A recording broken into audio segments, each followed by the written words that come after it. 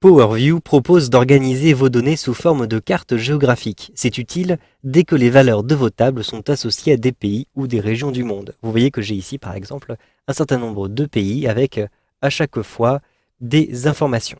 Je vais d'ailleurs retrouver les différentes statistiques ici et des informations sur les populations. Je souhaite par exemple afficher les différentes populations à l'intérieur d'une carte avec PowerView. Je vais donc sélectionner cette table-ci, puis je me rends à l'intérieur de l'onglet Insertion. Et je vais retrouver ici PowerView, un simple clic sur PowerView. Au bout d'un instant, vous avez une feuille PowerView qui est générée, vous le voyez, à l'intérieur d'une nouvelle feuille de calcul. Cela peut prendre quelque temps en fonction des quantités de données que vous avez à gérer.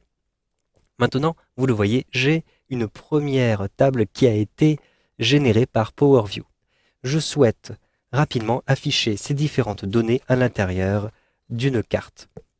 Je ne souhaite pas avoir la densité et je ne souhaite pas avoir la superficie. Je souhaite avoir uniquement le nom du pays et la population qui se trouve juste en face. Ensuite, je vais maintenant cliquer à l'intérieur de l'onglet Conception pour retrouver Carte. Je clique sur Carte.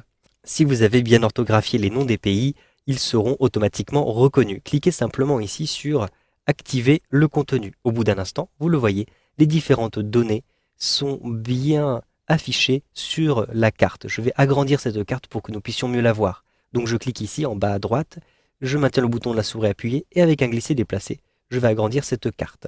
Nous n'avons pas besoin des filtres, je vais donc cliquer sur la petite croix pour masquer les filtres et ainsi beaucoup mieux voir cette carte-ci. Donc vous le voyez, les différents pays qui se trouvaient à l'intérieur de mon tableau sont maintenant représentés par sur une carte avec des pastilles, vous le voyez, de tailles différentes. Ces tailles vont correspondre exactement et proportionnellement à la population qui se trouve à cet endroit-ci. Sachez que vous pouvez ajouter des éléments supplémentaires. Par exemple, je vais avoir ici des couleurs.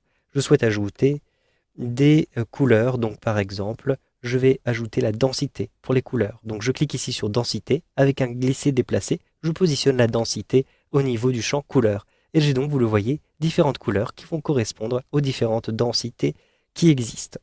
Je souhaite maintenant afficher uniquement un certain nombre d'éléments. Vous le voyez, par exemple, ici, je vais avoir énormément d'éléments qui sont affichés les uns sur les autres. Ce sera donc difficile à lire. Je vais créer des filtres dynamiques. Pour cela, par exemple, je vais appliquer par système politique. Donc je clique ici sur tous et vous le voyez, j'ai diverses informations supplémentaires sur les différents pays, notamment le système politique. Donc je vais ici glisser le système politique dans, non pas dans multiples verticaux, mais plutôt dans la mosaïque. Donc tout en haut, vous avez ici, vous le voyez, mosaïque par. Je vais ici glisser système politique à l'intérieur de mosaïque de manière à faire apparaître ici divers onglets qui me permettent de filtrer très rapidement les éléments. Par exemple, ici, monarchie parlementaire donc, correspond au Royaume-Uni. Ici, par exemple, pour les républiques fédérales, je clique à cet endroit-ci, je vais avoir l'Allemagne, l'Autriche et la Suisse. Pour les différents types de républiques fédérales, donc j'ai ici, vous le voyez encore, d'autres éléments. Je vais pouvoir ainsi très rapidement naviguer à travers ces différents onglets, donc par exemple ici par système politique, pour retrouver les informations qui m'intéressent. Vous savez donc maintenant comment afficher les données dans une carte avec PowerView dans Excel 2013.